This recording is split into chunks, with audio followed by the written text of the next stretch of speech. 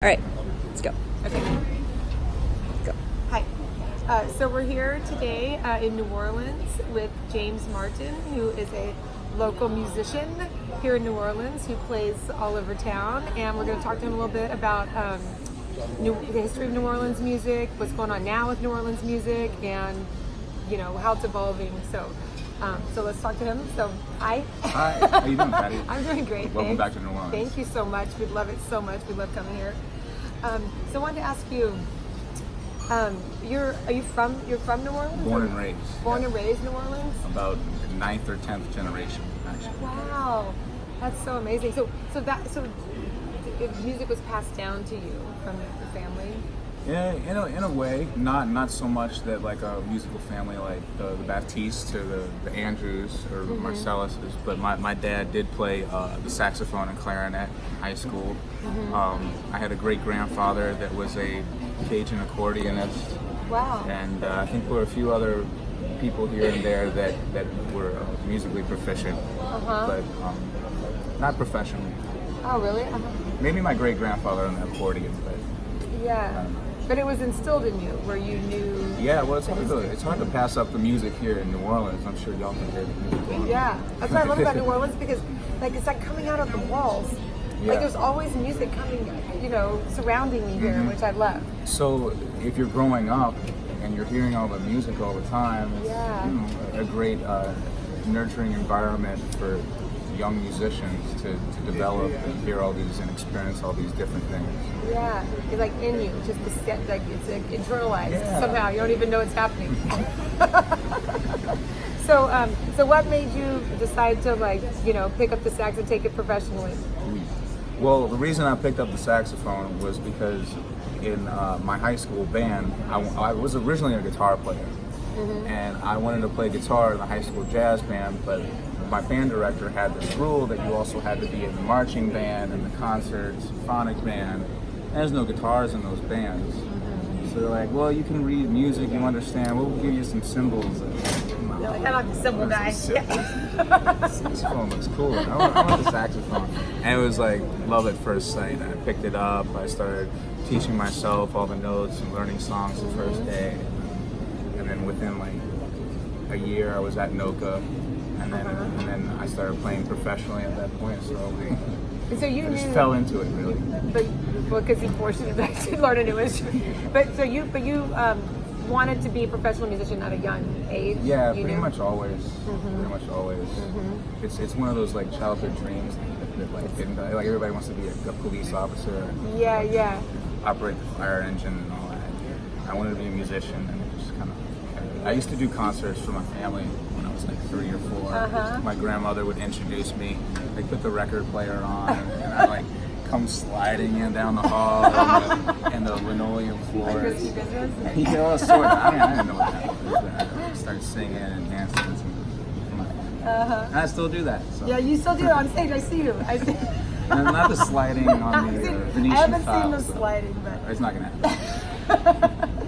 But you've been able to make it your life. Like you're living your dream. Then, Yes. because you're a professional musician that plays all the time here. Yes, I perform several times a week, write my own music, which is some of it has made its way to television, NCIS New Orleans. Oh, that's cool.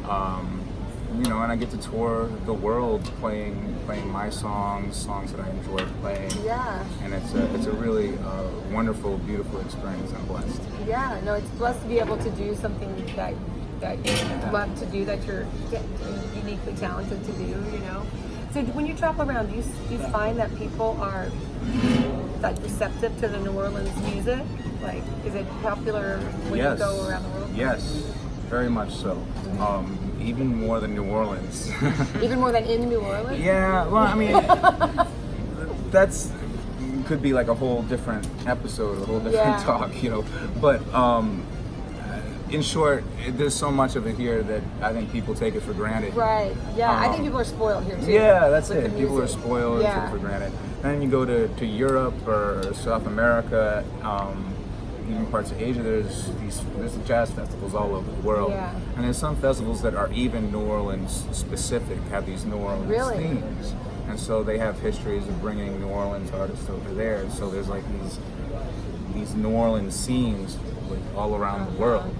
And they're really appreciative when you come. Yes, yes, they're very appreciative. They pay attention. To what's going on on OZ, WWOZ, or off feed. So they're really in tune with it and they appreciate it more. Yeah, I was thinking WWOZ and read off feed. You know what I mean? Like when I know, and I live in California, so I think there's people like me all over the world that follow this New Orleans. That's a good example.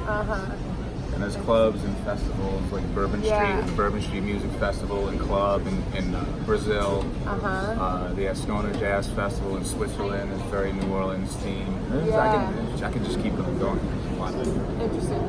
So, you know, I mean, the history of the music is all here, and I feel like the fact that you play a lot of, you know, you and I both love the piano, like Alan Toussaint and, you know, Fats Domino. We went to see John Cleary last night at Tiki Wawa, and he played James Booker, you know, Fats Domino. He played, I mean, he played all the old, he's all great the at that. old guys. He's an expert. So I feel like that you guys are all playing, you're keeping it alive. And WWOZ plays all this traditional New Orleans music. But then it evolves. Like it's still, I think because you guys pay tribute to it, you're able to take it and evolve it. Like it's evolving. Like you're evolving your music. Yeah. You know, everybody's. Would you feel like there's a new? It's like funk. I feel like a lot of things evolved here. Like funk music kind of evolved here. It's like a struggling identity because there's so much tradition and history that there's factions that would want to keep it this way. And there's like even within we were talking about Preservation Hall a minute ago. But even inside of that, like that's a great example because it's preservation, it's tradition. Right. But at the same time, you listen, they're creating and writing new music. They're evolving it. Yeah. I've heard sometimes the crowds expecting the older music aren't as receptive to the newer stuff. Yeah. So it's still New Orleans. Like my music is still New Orleans.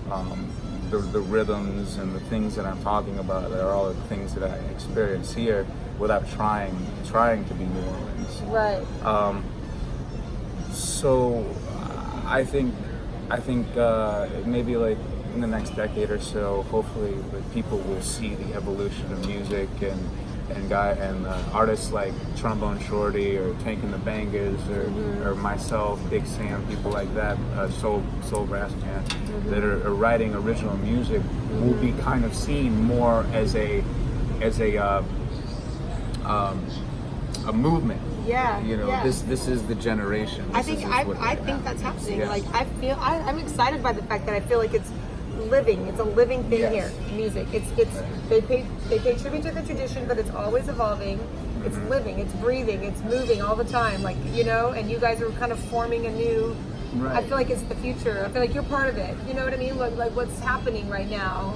Something that there's something happening right now. Like, don't you feel like I don't know how would you describe it? Like, it's hard to put your finger on it. Yeah, because it's always moving. Right, and you know, 20 years from now, we'll be able to look back and say that's what it was. Exactly. But we can't but because you're in the middle of it. It's still being molded, I guess. Right now, in the moment right now. Yeah, but I love that you feel that it's happening. Like I like to come here every year because.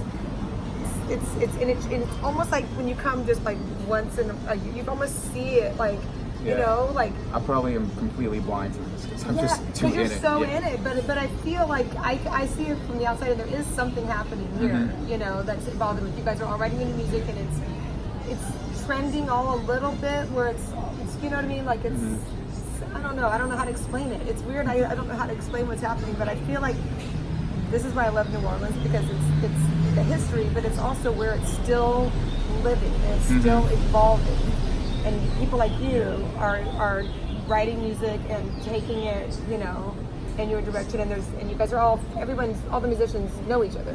Yes. You know, I mean, like you guys all sit on each other's. Play in the same band. So yeah, you all play in like 5 bands, and you're all playing with each other. You know. Right. So there's like it's a scene. It's a sound.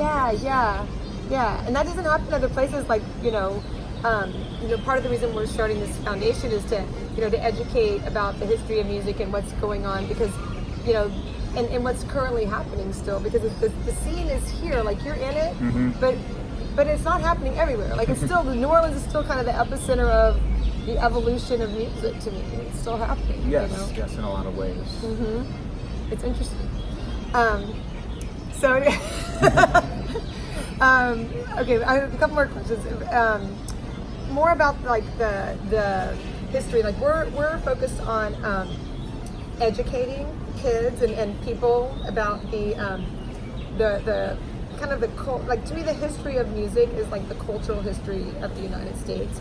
It's history told from the musician. It's told from the, blues is the history of America told from the sharecropper's point of view, like, and it's not what's taught in schools, so we're focusing on teaching the, the cultural history.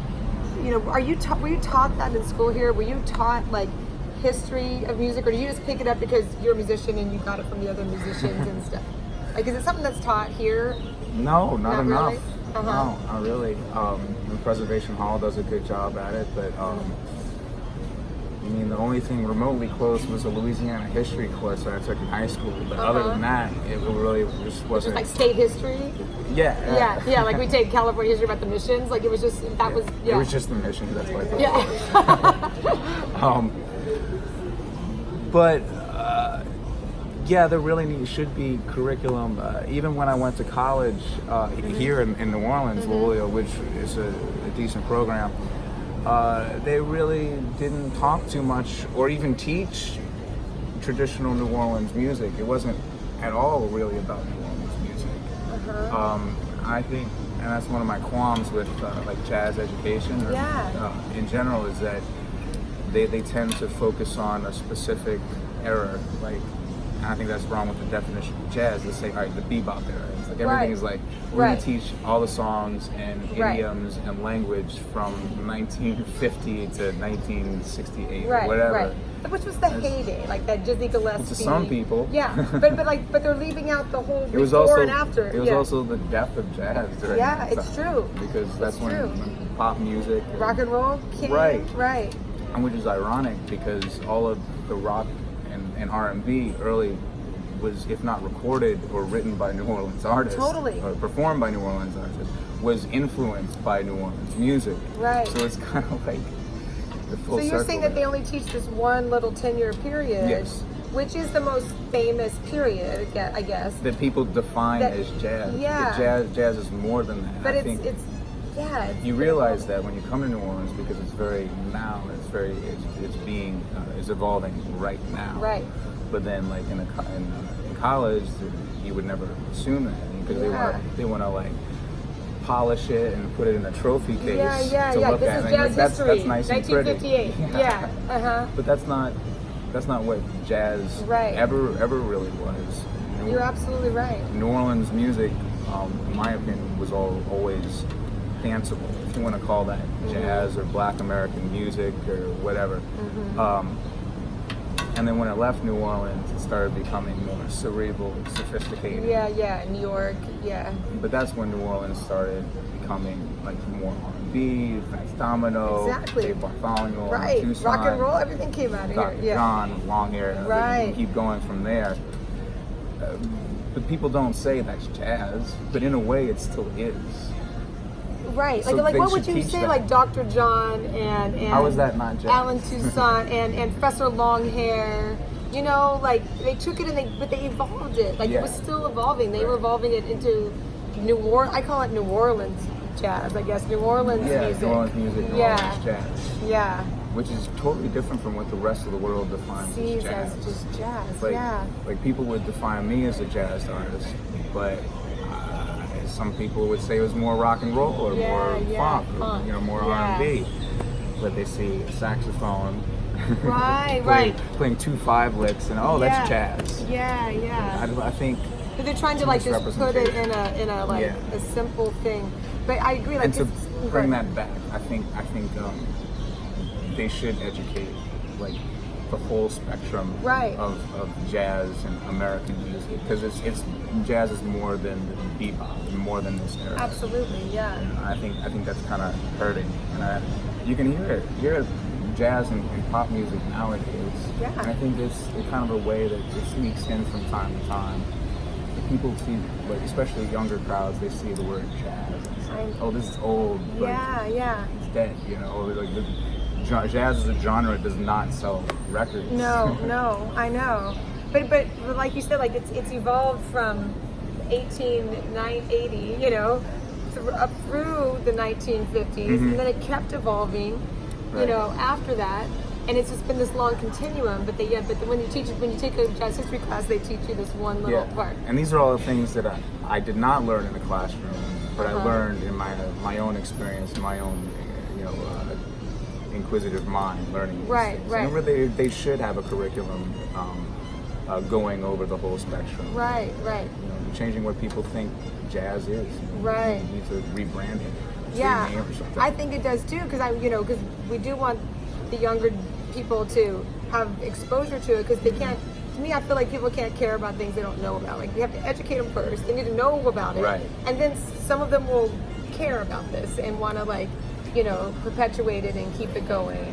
You know, arts funding in schools is extremely important. Yes, it's extremely important, and it's coming back. Like, there's been 15 years or so where, you know, they had to teach at the test, and so it kind of got dropped. But I feel like now the people are realizing that it was, you know, that wasn't the right thing to do, and the kids are lacking now, and they're trying to bring it back. In California, at least, they're trying to bring it back.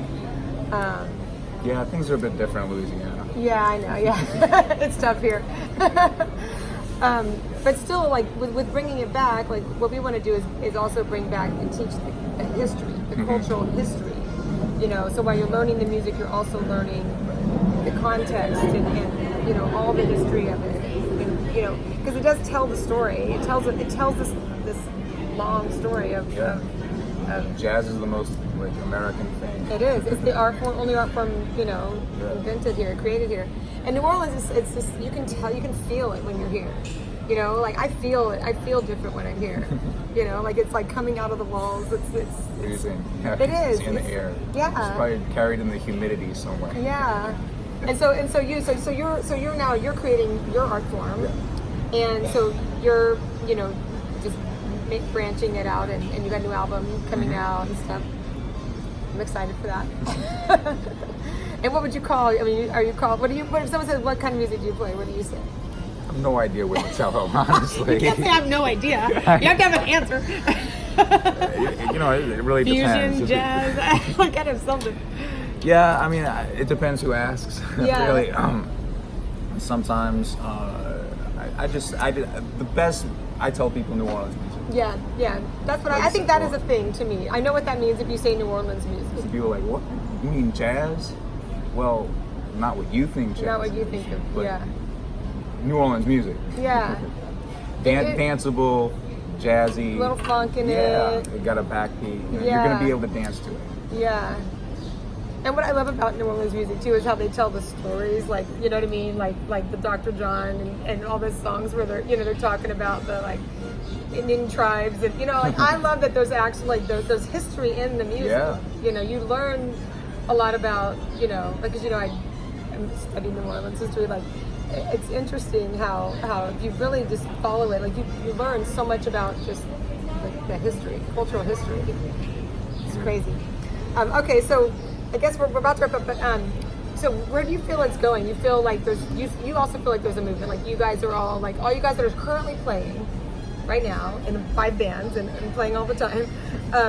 You know, you're pushing it. You guys are all pushing it forward. Like, you can't tell yet where it's going, but it feels like it's moving. It's not standing still. It's moving. The only thing that I could say would really indicate or like define it is the influences, and that's always been what New Orleans music is about. Different cultures, different influences coming in, and the gumbo. Everybody talks about putting different ingredients in the gumbo, you know, like a Caribbean or Spanish influence, or like a Napoleonic French marching band influence, or the African rhythms or string instruments, and with Native American culture, you put all that together, and then like that creates traditional jazz back then. Today, I grew up listening to '90s hip hop, grunge, and so a lot of other people in my generation have as well. Right. And it would be incorrect if we didn't allow that to creep in somehow. Right, and right. so it will. And Right. maybe some people would say that that's blasphemous, but that's what people were doing 100 years ago. This is Right. what they were experiencing. This is what they're taking in. So this is what's coming out naturally. Right. So that's maybe the beautiful. only indicator of where the direction is going. Yeah, yeah. Because the next generation has more influences. Yes. Like they're influenced by the past, Jelly Roll Morton or whatever, and all the jazz from That's New still Orleans. there, yeah. But then they're also influenced by what they had growing up, whether it was '90s grunge or whatever. That's gonna, seep in. I think it's beautiful how everyone takes in all their influences and creates something new with it. Yeah. I'll tell you, this is a good example. I just, my other band, Soul, is about to release an album as well. And one of my songs, contributions in the album, I kind of wrote it as a Caribbean, Latin kind of feel. And I took it to the band, and then all of a sudden, when the drummer started playing it, had more of a klezmer, Jewish kind of sound to it. And then you add the New Orleans horns on it, and all of a sudden, and I'm looking at this song, or listening to it rather, thinking, well, this isn't really my vision. This is not what I created, but really I planted the seed, and everybody came and put their little twist and their touch on it, and collectively, with all of our influences in that moment, we created something new and different. I love that. I love it. I love how everybody, it was a collaborative thing from everybody's influences, which is what's been happening for over and over and over for generations. Yes. This is how new music evolves. It's not one person; it's a collaborative effort, from everyone's influences. I'm excited to see I'm excited to hear what's coming next. Like I am. I'm excited. I think it's going to be great. Yeah, it's a fun time. Yeah, I feel like it's a time where things are happening. Like it's and you're part of it, so that must be exciting for you. There's only right now. That's all we have. Yeah. Love it. Well, thank you so much for talking to me today. Thank you. I enjoyed it. Our last question we always say is music. Our foundation is called Music Preserves. So I like to be like, music preserves culture, music preserves history. Like, do you have a music preserves something for you? Like music preserves, Music preserves our culture. Our music preserves our country. Right. Music preserves our future. Yeah, thank you. All right, thank you so much, James. I really appreciate you sitting down and talking to us today. Enjoy. Yeah, we've learned a lot. Thank you.